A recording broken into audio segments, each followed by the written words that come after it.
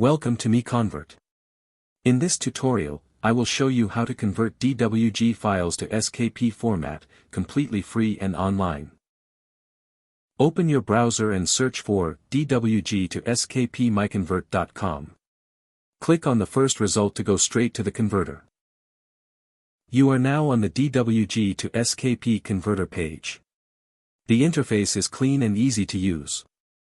Let's upload a file. Click the Choose File button.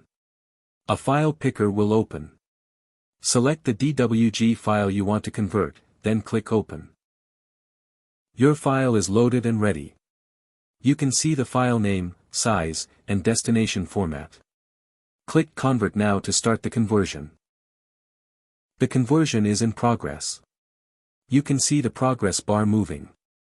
This usually takes just a few seconds. Done.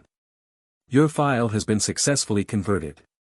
Click Download to save the SKP file to your computer. That's it. Visit MiConvert.com for more free conversion tools. Subscribe for more tutorials. Thanks for watching.